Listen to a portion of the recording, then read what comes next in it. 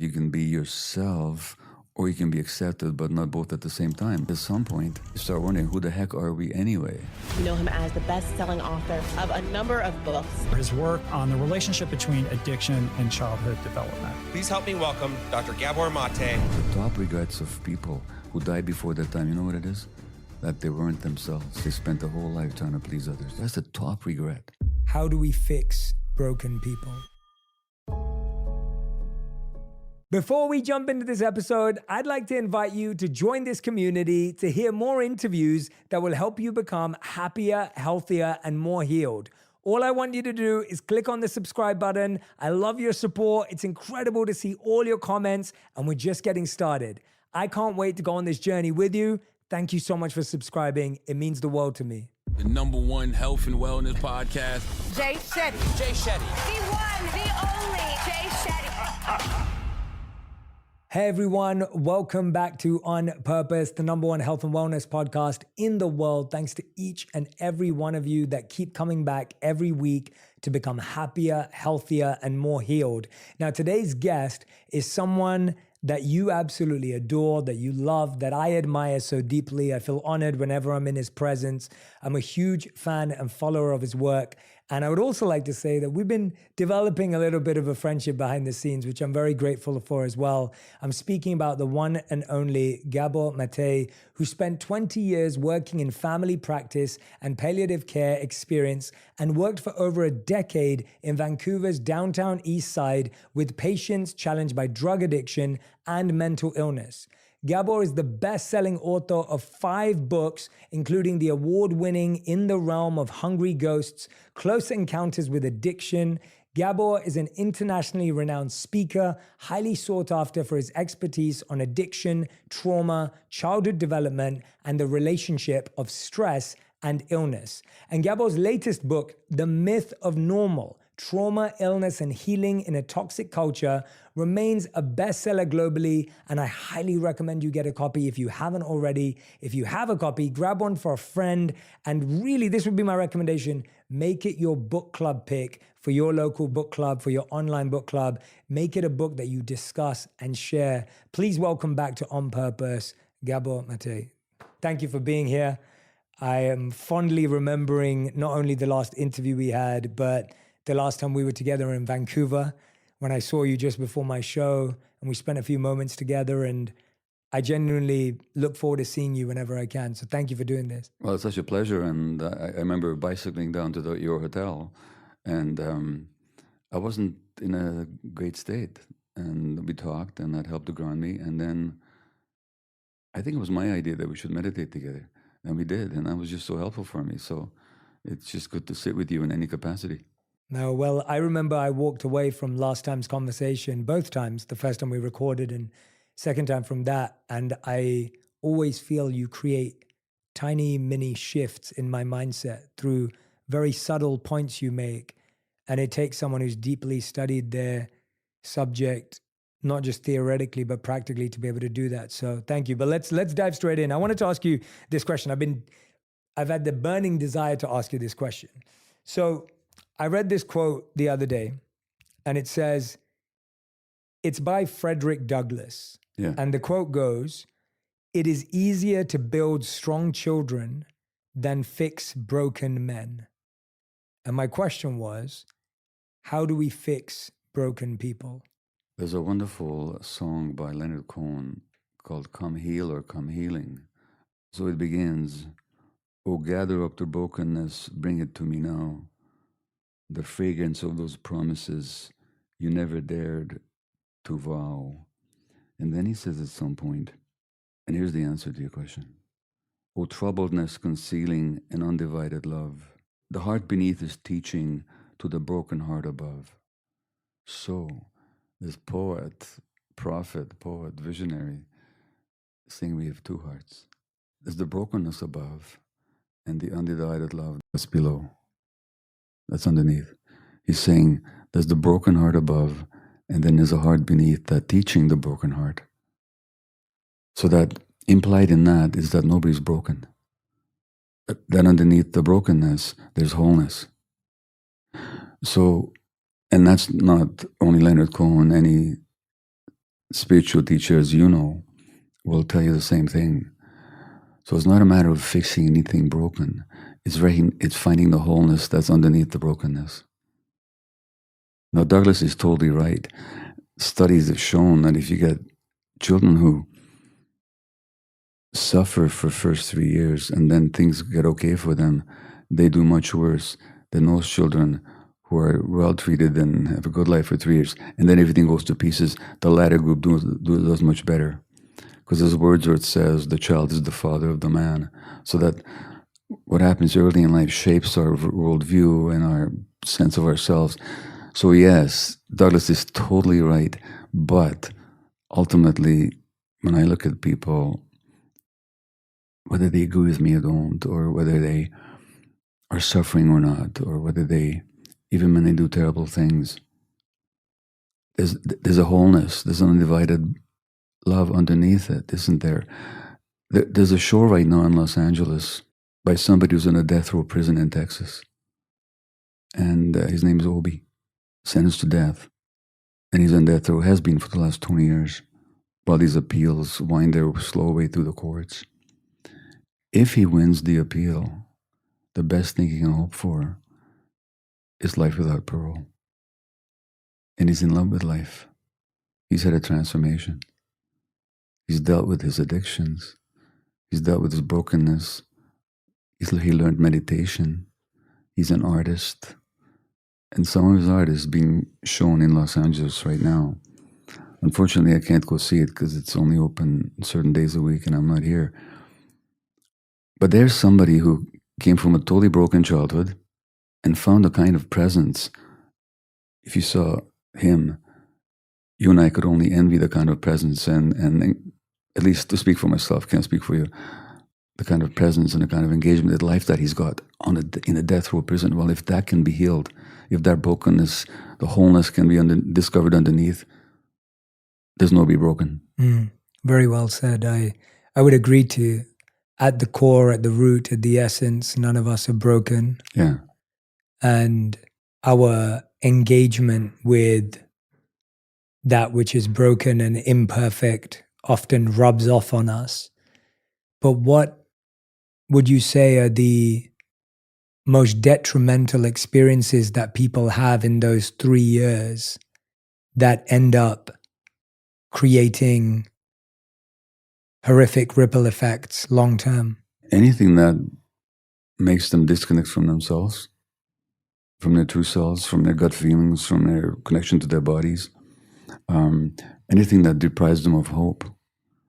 Now, I remember taking part in a retreat once. It's called an Enlightenment Intensive, where you do intensive spiritual work. I won't go into the details, but please go into the details. Well, it's dyads, and it's two people at one time sitting across from each other in a meditation posture, putting a question to one another. First, the question one person asks, the other one listens, and then you switch places for 4 times, and then you get a different partner. And the question is, tell me who you are. The original question comes from Ramana Maharshi, whose work I'm sure you know, one of these Indian rishis and gurus, who just asked everybody, tell me who you are. And the idea is that by emptying your mind and saying whatever is in your head, clearing out the mental space, the direct experience of who you are will come to you. A direct experience, not a thought, not an emotion, but a direct experience. No, I never had the direct experience. And I was embittered at the end. And at the very last dyad, person said, tell me who you are. And I just started shaking. And my whole body was tingling. And instead of paying attention to that, I plunged into bitterness. And I said, is it my fault? They turned off the light in me. They killed the light in me so early. So I truly believed that the light in me had been killed by what had happened to me as an infant. And for much of my life, even after I became a healer, and even after I became a healer that was respected by so many people, I thought I could help heal everybody else, but I can't be healed myself. So to go back to your question, whatever early experience kills your faith in your own possibilities. That's what's so damaging. And for that, it could be evidence or experiences of severe abuse. It could also be a very sensitive child who the world doesn't see for who they are, who the world doesn't permit to express themselves, so they shut off from themselves in order to be accepted by the world. So any early experience that deprives you of yourself, and that happens to a lot of us. So trauma is a huge spectrum, but anything that breaks your connection to yourself and your genuine, not your false, egoic belief in yourself, but your genuine belief in your wholeness, that'll do it. And that happens to a lot of us. I've always personally experienced it as the volume of my inner voice. Yes. So I found that at different points in my life, my inner voice was extremely loud and clear. And not only could I hear it clearly, but the direction was clear. And then I've had moments in my life where, as you're referencing, disconnected from yourself, Yeah. that voice is extremely quiet, maybe even non-existent, or it's screaming out for help. It's... You mean the voice of your inner self is very quiet? Correct. It can be. Well, the Bible talks about the small, still voice. They actually call it that, the small, still voice. And it really takes attention to notice it, because there's so much noise in the world and so much noise in our heads. And there's all these other voices that are much louder. You know, the singer Sheryl Crow, she had breast cancer. And she said afterwards, and this could be, and I quote this in The Myth of Normal, and it could be right out of my own work, but she doesn't know about me. She just came to this awareness because the disease taught her something. And she said that she always used to be serving other people and trying to meet other people's emotional needs. And the breast cancer, now she's actually listening to herself. And she says, there used to be these loud voices inside myself telling me that whatever I did wasn't right enough. She says, now I've stilled those voices. You know, so on the one hand, the voices of self disregard and self-loathing or self-seduction are very loud, and that true voice for most of us is just so quiet. So it takes a lot of attention to notice it. A lot of what you're saying today, we experience it as this idea of people-pleasing, shape-shifting, mediating, wanting to make peace often in our families, in our friend circle, all of which can be good, noble things, but often we find ourselves disconnected from ourselves, trying to play these different roles. Not only does that seem to be stemming from a form of trauma, of being disconnected from yourself early on, what steps can one take to regain one's connection with oneself so that we're not running around shape-shifting, people-pleasing, but at the same time have genuine connections with others? In the book, we talk about this tension between authenticity and attachment, and authenticity being connected to our true selves, our gut feelings, which is necessary. Nature gave us gut feelings for a good reason, gave us emotions for a good reason. Attachment is a need to belong, and if we can be authentic and belong, that's ideal. So if you can find relationships in which you can be our true selves and be accepted and loved, that's ideal. But a lot of our families of origin, our parents just couldn't give that to us. Like, they had their own limitations, they couldn't see us, or they had their own traumas, like I did as a parent. And so kids then get the message that you can be yourself or you can be accepted, but not both at the same time. At which point, for sheer survival's sake, we go with, well, what do we need to do to get accepted? And then we get that message reinforced in school and on the playground and with our peers and at our work. And at some point, you start wondering, who the heck are we anyway? And whose life am I leading anyway? Well, how to get back to it? Here's the question. Prior to your awakening, and I'm sure that for your awakening was probably both a series of unique events, but also it was a long-term process. For me, it was mostly process rather than distinct experiences. But say prior to awakening, did you sometimes know that you're not being authentic? Because I sure did. I didn't know why I was choosing not to be authentic. If I wasn't even choosing it.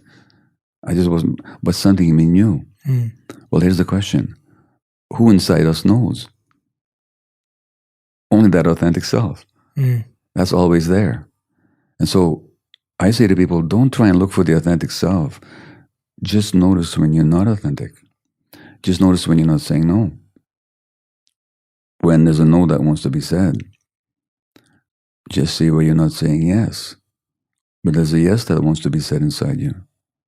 Notice the impact on you when you don't assert your true self. How do you feel afterwards? Resentful, ashamed, or tired, or whatever. So notice the difficulty being authentic and ask yourself, well, what is the belief that I'm carrying that if I'm authentic, then what? So in other words, not all that noticing, what does that do? Who's the one that's noticing? It's the authentic self. So just by asking those questions, you're strengthening, you're empowering that authentic self. And just going back to that, the heart underneath is teaching the broken heart above. Well, that wholeness is teaching the disconnection. It's always there.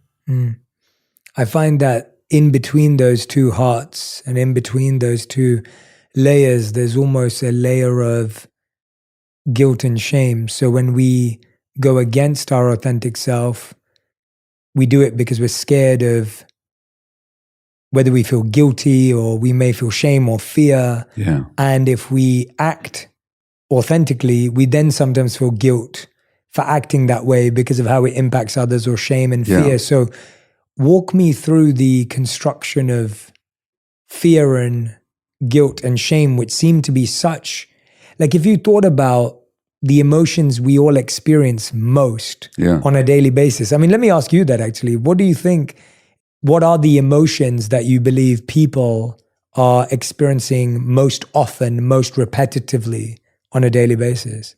I was going to give you an easy answer to the shame, guilt, fear question, but then you threw a curveball. Sorry, I went off. I'm following my authentic voice. No, I love curveballs. I love curveballs. I just have to think about it. Yeah, please. So, what are the emotions people experience most often? I think anger, rage, and resentment. I think there's a lot more of that than we acknowledge. Now, often unacknowledged, experienced but not acknowledged, for fear of consequences. I think also love, that we also are often afraid to acknowledge because it's so vulnerable. And we might say, if I want you to love me, but I'm afraid to be vulnerable, then I may try to impress you, which may be the closest thing I can get so that you'll pay attention to me. You know, so that emotions, shame, I think, is very frequent for a lot of people. That has to do with trauma more than anything else. Fear is something that people experience a lot, much more than they can admit to themselves. Joy, people are not so afraid of it. Well, you know what? There might be. Joy has been very difficult for me in my life, and I think some part of me used to say, what right do I have to feel joy when there's so much suffering in the world? Now that's logically a good question, but it's a nonsensical question. Why? Because there is a lot of suffering in the world, and there's a lot of joy in the world, and the one doesn't negate the other. So for me, it was like, what right do I have to experience joy when my grandparents died in Auschwitz? I quote this in The Myth of Normal, my friend and colleague and teacher, Bessel van der Kolk, the psychiatrist who wrote the book, The Body Keeps the Score. He said to me once, Gabor, you don't have to drag Auschwitz around with you all the time, which means that you don't have to allow, not to forget about Auschwitz, but not to let that control your consciousness, which means you do have the right to feel joy. You do have the right to be happy, even as the world suffers. not because the world suffers and not ignoring the suffering in the world, but there's no contradiction. I'll be honest, managing money has always been something I've had to stay mindful about. It feels like everywhere you turn, someone's trying to make you spend. That's where Acorns comes in. Acorns is a financial wellness app that makes it easy to start saving and investing for your future. You don't need to be an expert. Acorns will recommend a diversified portfolio that matches you and your money goals. You don't need to be rich. Acorns lets you get started with the spare money you've got right now, even if all you've got is spare change. Sign up now and join the over 13 million all-time customers who have already saved and invested over $22 billion with Acorns. Plus, Acorns will boost your new account with a $20 bonus investment. Offer available at acorns.com/purpose. That's acorns.com/PURPOSE to get your $20 bonus investment today. Paid non-client endorsement. Compensation provides incentive to positively promote Acorns. Tier 6 compensation provided. Investment involves risk. Acorns Advisors LLC, an SEC registered investment advisor. View important disclosures at acorns.com/purpose. I'm Cheryl Swoops, WNBA champ, 3-time Olympian, and Basketball Hall of Famer. I'm a mom and I'm a woman. I'm Tarika Foster Brasby, journalist, sports reporter, basketball analyst, a wife, and I'm also a woman. And on our new podcast, we're talking about the real obstacles women face day to day. See, athlete or not, we all know it takes a lot as women to be at the top of our game. We want to share those stories about balancing work and relationships, motherhood, career shifts. You know, just all the shit we go through. Because no matter who you are, there are levels to what we experience as women. And T and I, well, we have no problem going there. Listen to Levels to This with Cheryl Swoops and Tarika Foster Brasby, an iHeart Women's Sports production in partnership with Deep Blue Sports and Entertainment. You can find us on the iHeartRadio app, Apple Podcasts, or wherever you get your podcasts. Does your heart long to wander? To discover the deep secrets of coral reefs, explore the wonders of the California coast, and island hop from the Galapagos to Madagascar. Feed your wild heart. Travel the world right here in San Francisco at the California Academy of Sciences. Get tickets at calacademy.org. See penguin feedings, puppet shows, and other live programs daily at the Academy. Let's dive into some of those emotions because, and I love how they were easy answers for you and then the curveball, but I think, as you said, fear is a repetitive daily emotion, thought for so many people. Yeah. A lack of safety, emotionally, mentally, physically, on so many levels, we feel unsafe. Yeah. How does one process and heal through and with fear? Because it seems to be so consistent. The way that fear shows up in most people's lives is in the form of anxiety.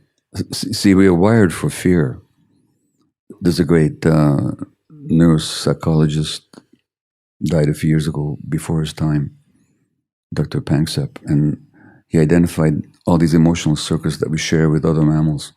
And fear was one of them. We have a circuitry for fear. Good thing. If we're not afraid, we die out there in nature, you know. But that can become anxiety. So let me tell you a story. I want to show you this bracelet that I'm wearing. It's beautiful. It is beautiful, and I never thought I'd ever be wearing a bracelet. But I was given this just shortly after the time that I met you. And this comes from a place called Haida Gwaii. And Haida Gwaii's islands in northern British Columbia, where I live, they used to be known as Haida Gwaii. Then with the British colonization, they became known as Queen Charlotte Islands. That's really funny, because I was speaking in London once, or actually a couple of months ago, to an audience of 2,100 Britishers. And I said, does anybody in this audience know who the hell Queen Charlotte was? Nobody knew. No one knew, yeah. Well, apparently she was some German princess who married King George, the Mad King George, who was King of England when America became independent. Anyway, so the British came, they named it Queen Charlotte Islands. All of a sudden, these indigenous people whose ancestors have been living there for something like 13,000 years, all of a sudden They were living on, not on Haida Gwaii anymore, which means land of the people, but they were living in Queen Charlotte Island. So I was giving a trauma workshop there for Haida people. That's when they gave me this bracelet. And the meaning of the carvings means these words matter. At the end of 2 days, almost at the very end of the trauma workshop for the Haida people, a woman in her 70s at least comes up. And she said, I used to speak perfect Haida until I was 5 years old. And then I forgot my language. And even when I've gone back to school as an adult to learn my native language, the words don't stick in my brain. And I said, what happened to you? Well, what happened to her? She went to these residential schools where the indigenous kids were forced to go, run by the churches mostly, and she dared speak her native language. And the teacher took a stick and beat her mercilessly in her body, in her head, and her limbs. Oh, native kids in my own lifetime is when I was a teenager in British Columbia.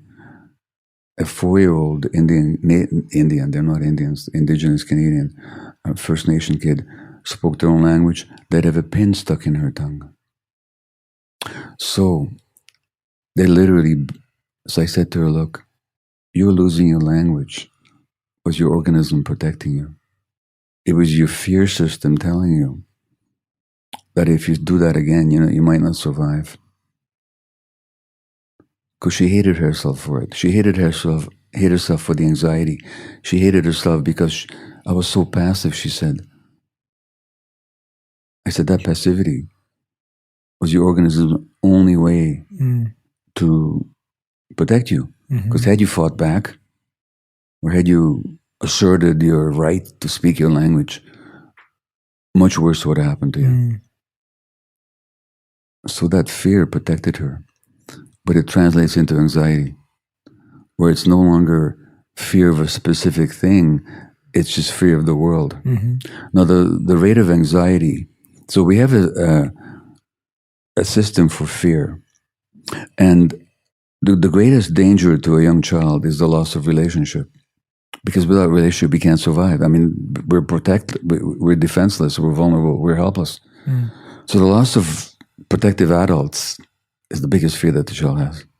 In this society, a lot of parents can't be there for their kids the way they need to be, the way they want to be, because of the stresses, economic, social, racial, political, whatever they're going through, just the nature of the disconnected culture that we live in.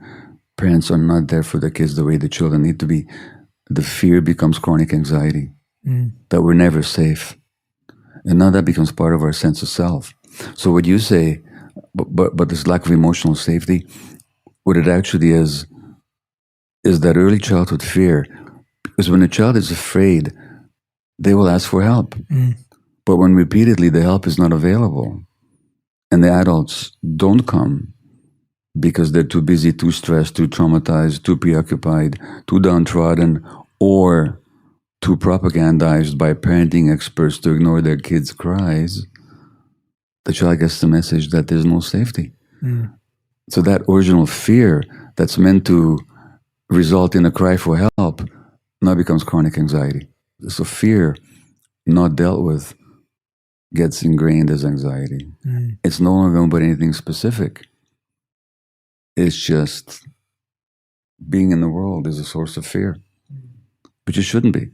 It almost feels like, as you were saying, that what should result in a cry for help externally becomes a perpetual cry internally. That's exactly it. Without a feeling of being able to help yourself. Exactly. You know that Beatles song, Help?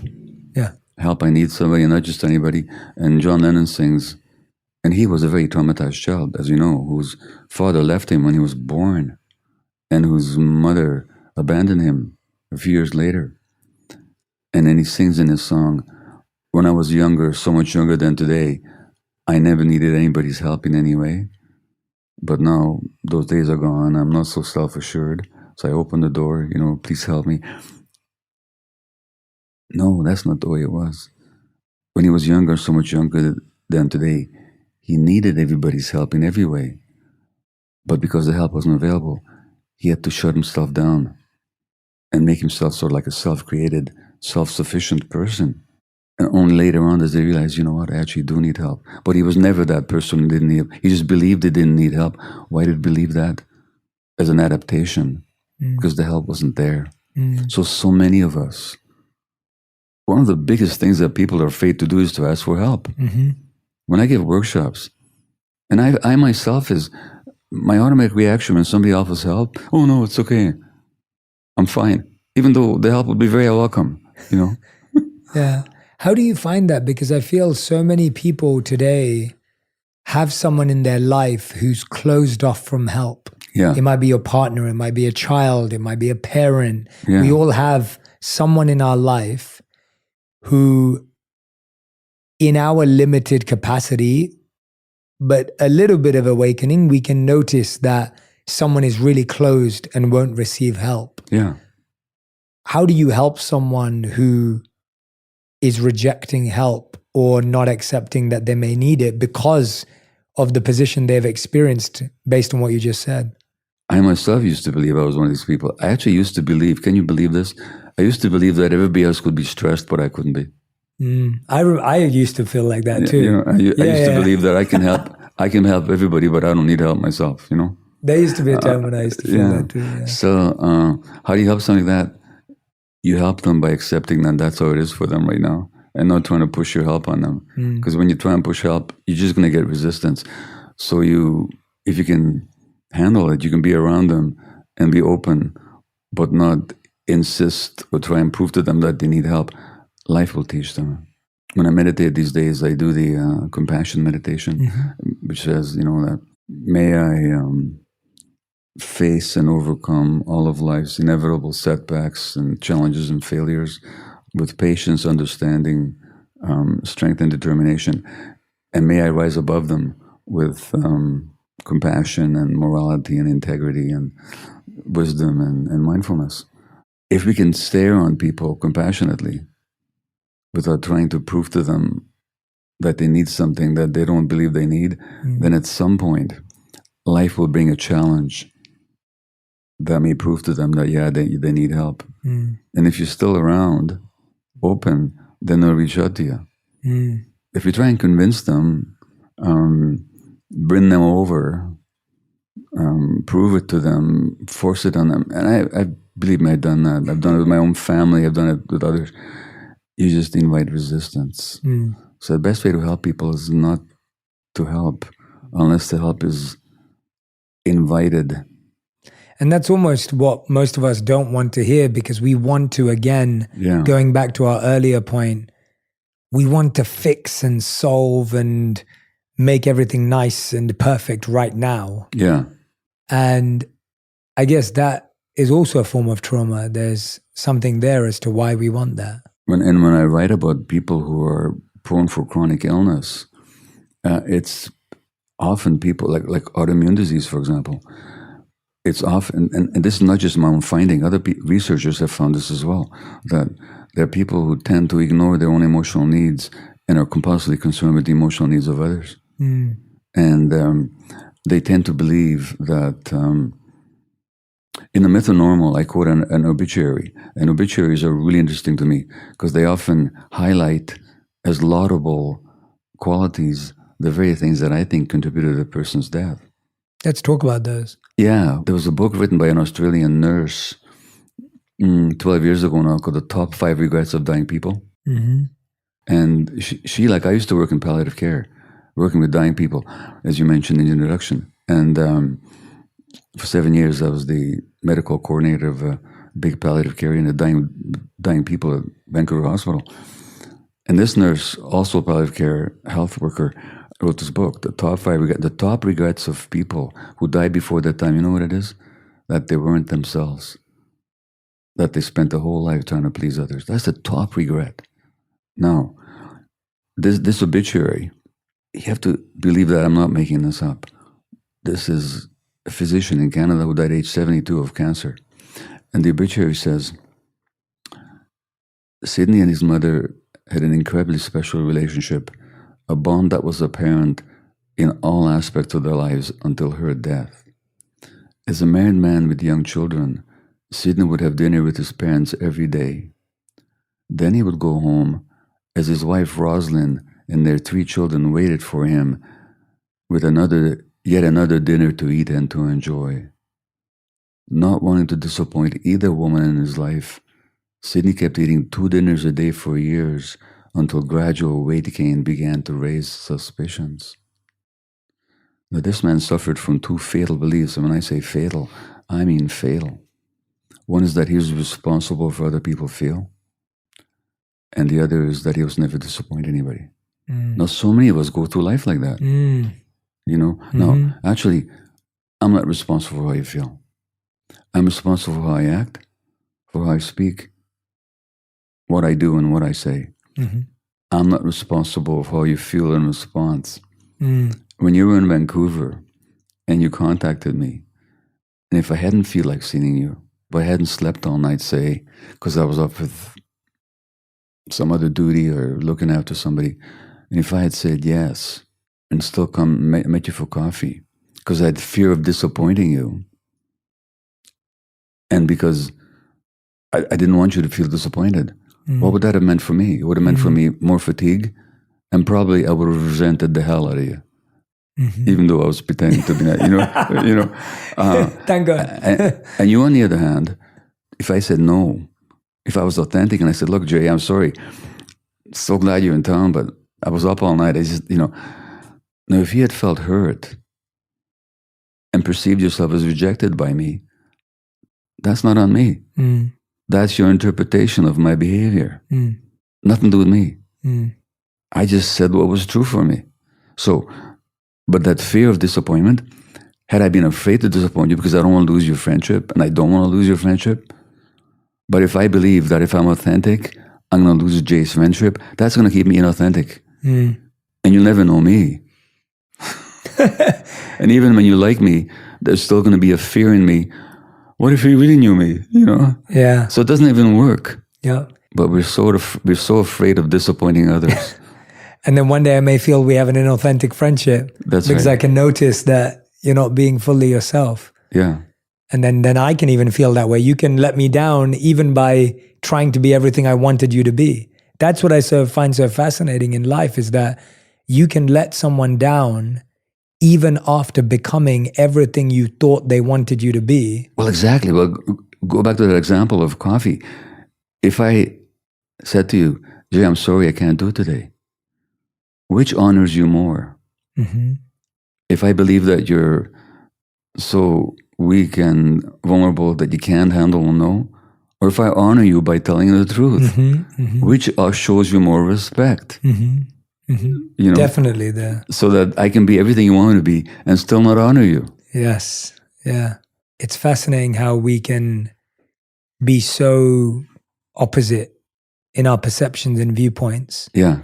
And a big part of that comes also, we talked about fear, but I wanted to talk about guilt because... Yeah. Oh, yeah, guilt. Guilt. What do you want to say about guilt? No, well, I want to hear from you about guilt, but when I think of guilt, I think it's such a strong driver for so many actions in the world today. It is.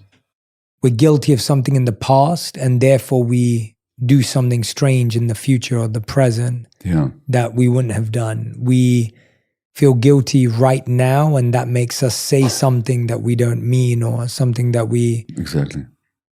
How do we untrap ourselves from the trappings of guilt?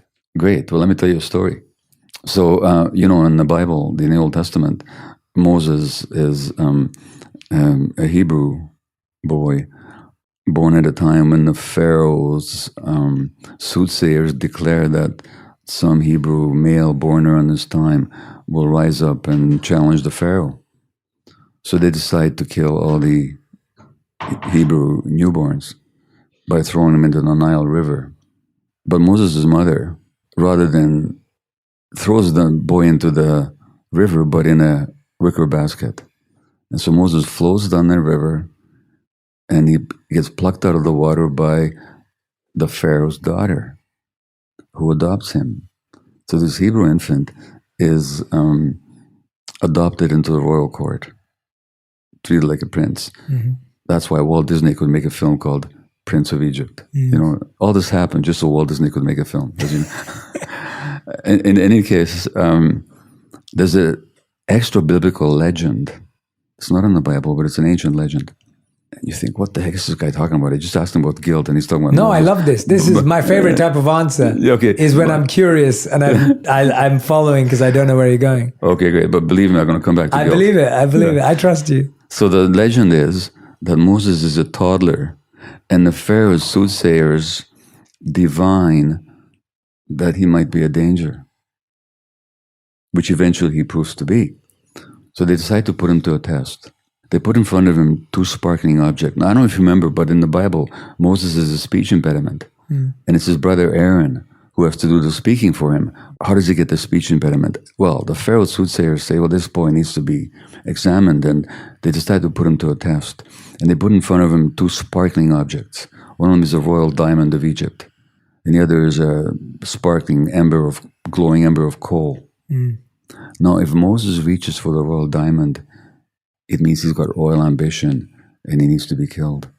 So there's this little toddler delightedly looking at these two scintillating objects, and his hand starts moving towards the diamond, at which point, standing behind him is Gabriel, which is the Hebrew version of my name, Gabor, by the way, and grabs his hand and takes it away from the diamond and puts it to the coal. Now Moses, finishing the motion that kids will do, picks up the coal, puts it to his mouth, and burns his lips. And that's how he develops the speech impediment. Now here's my question to you. Is the angel Moses' friend or enemy? Hey y'all, Nimini here. I'm the host of a brand new history podcast for kids and families called Historical Records. Executive produced by Questlove, The Story Pirates, and John Glickman, Historical Records brings history to life through hip-hop.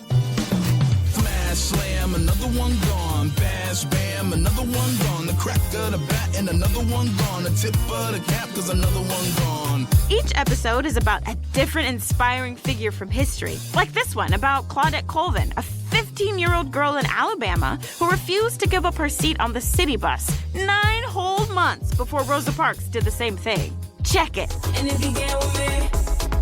Did you know, I wouldn't give up my seat. 9 months before Rosa, it was Claudette Colvin. Get the kids in your life excited about history by tuning in to Historical Records. Because in order to make history, you have to make some noise. Listen to Historical Records on the iHeartRadio app, Apple Podcasts, or wherever you get your podcasts. Hey friends, I'm Jessica Capshaw. And this is Camilla Luddington. And we have a new podcast. Call It What It Is. You may know us from Graceland Memorial, but did you know that we are actually besties in real life? And as all besties do, we navigate the highs and lows of life together. And what does that look like? 1,000 pep talks, 1,000,000 I've got yous, some very urgent I'm coming overs. Because, I don't know, let's face it, life can get even crazier than a season finale of Grey's Anatomy. And now here we are, opening up the friendship circle to you. Someone's cheating? We've got you on that. In-laws are in line? Let's get into it. Toxic friendship? Air it out. We're on your side to help you with your concerns. Talk about ours, and every once in a while, bring on an awesome guest to get their take on the things that you bring us. While we may be unlicensed to advise, we're going to do it anyway. Listen to Call It What It Is on the iHeartRadio app, Apple Podcasts, or wherever you get your podcasts. In a galaxy far, far away. No, babe, that's taken. We're in our own world, remember? Right. In our own world, we're 2 space cadets. And totally normal humans. Sure, totally normal humans. Embark on a journey across the stars, discovering the wonders of the universe, 1 episode at a time. We'll talk about life, love, laughter, and why you should never argue with your co-pilot. Especially when she's always right. Right. And if we hit turbulence, just blame it on Mercury retrograde. Or Emily's questionable space piloting skills. Hey! Join us on In Our Own World for cosmic conversations, stellar laughs, and super corny dad jokes. Listen to In Our Own World as a part of the My Cultura podcast network, available on the iHeartRadio app, Apple Podcasts, or wherever you get your podcasts. And don't worry, we promise to avoid any black holes. Most of the time. He's trying to be a friend, but he hurt him. Mhm. Had to hurt him to save his life. Mhm. Right? He was a friend. Mhm. Guilt is that kind of a friend. Mm. Okay? Guilt comes along in early childhood, not because you did anything wrong, but because you sensed that whatever you did displeased your parents. And you can't afford to do that. So there needs to be an internal mechanism that keeps you close to your parents. That says, for example, if you're authentic and you show your anger, you won't be accepted. There better be an internal mechanism to keep you on track. So guilt comes along as this friend that says, no, take your hand away from where you want to put it. You have to stifle your real desires. So guilt comes along to maintain a relationship. Not because you did anything wrong, because a 2-year-old, 3-year-old, they can't do anything wrong by definition. Mm. They may do things that are not good and they need to be taught not to do it, but it's not wrong. There's no guilt there. There's no, I'm going to do something evil here, you know. So guilt is totally not appropriate. And there's ways of teaching children without guilt. But guilt comes along to keep you in line. Now, is that your friend or your enemy? It's your friend, but it's hurting you. The problem with these early friends, and I call them, sometimes people don't like this word, but I say call them stupid friends. The stupidity comes in the fact they don't realize that you're an adult. You can make your own decisions now and look after yourself. You don't need to be controlled by their advice that was meant for a 2-year-old. So that's where they're just not educable. So when I say to people these days, now most people who feel guilty when they act a little bit on their own behalf, I say to them, for God's sakes, have a party, celebrate. I've done something for myself. You call your friends, you know, have a celebration that you were so quote unquote selfish, like Sheryl Crow said. All these voices that always told her that she has to ignore herself and serve others. Now she doesn't listen to them anymore. That's the guilt. So, you know, recognize the guilt, say hello to it, thank it. Now, is there such a thing as healthy remorse? Yeah.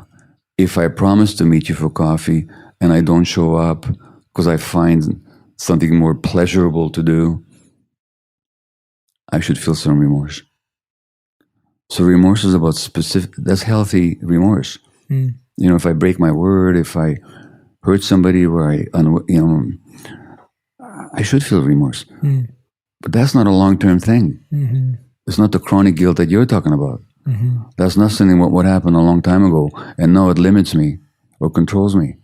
It's a healthy remorse for some specific thing. That's different from guilt. Guilt is this old friend that's long outlived their usefulness. And the challenge is that we still treat it like a today friend. Exactly. It's almost like we're so scared of breaking that dependence as well. We are thinking, well, I feel guilty that I'm not around, so I'll stay around this individual, this group of people, whatever it may be. But there's a part of me that wants to depend on them as well. Yeah.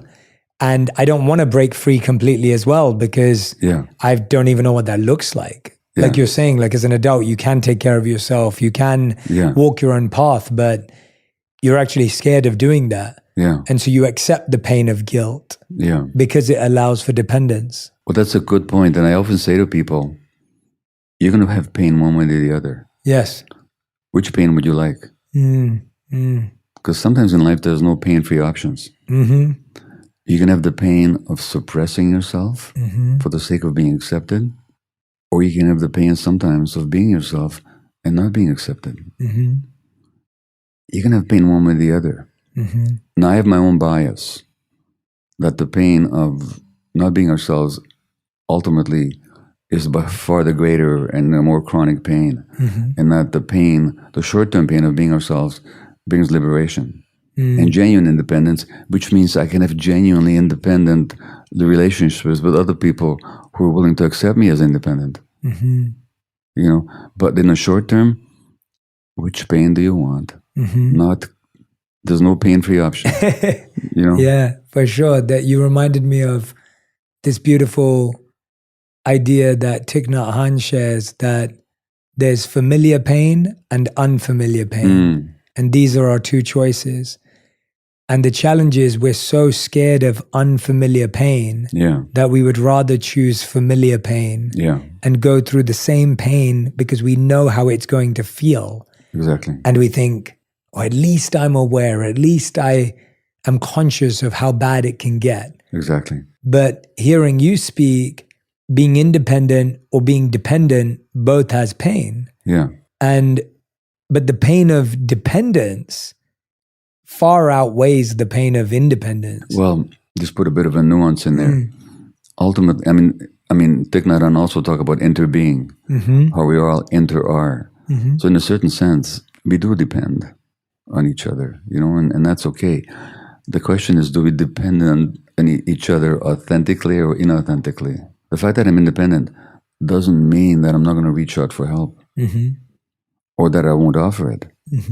But it does mean that I will be honest with you and I won't pretend to be somebody else that I'm not so that you'll accept me. You know, so there's anything interesting word difference between two phrases that sound very familiar. One is called individualism and the other is called individuation. Now, rugged individualism is I don't need anybody and it's me against the world, and this is the North American capitalist ideal, you know. Well, human beings never would have evolved had we been those rugged individualists. The rugged individuals wouldn't last more than one generation. But individuated means that we can be ourselves, truly ourselves, in genuine relationship with others, not rugged individualists.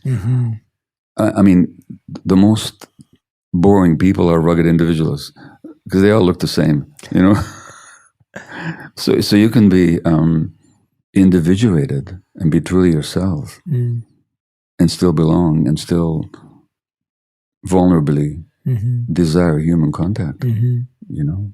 Yeah, I couldn't agree more. I think there's a lot of rhetoric around, well, don't care what anyone else thinks and it doesn't matter and you just do your own thing. And that's almost a bitter response as well, because we do have to care what people think. If we lived in a world where you didn't care what anyone thought, it wouldn't be that healthy because we would do all sorts of obscene, horrific things.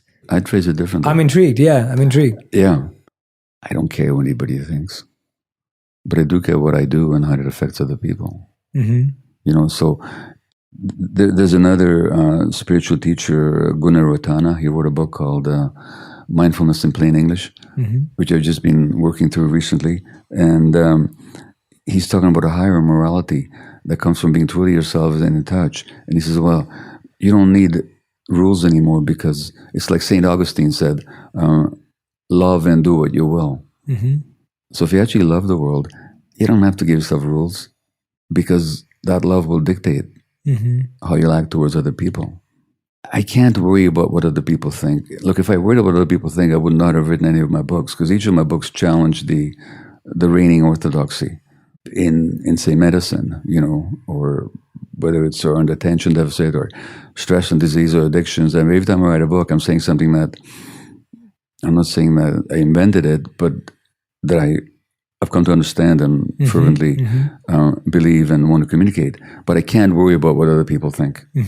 Or when I make a political statement, I'm responsible for what I say, how I say it, but not what other people think about it. But that doesn't mean that I can ignore other people's experience.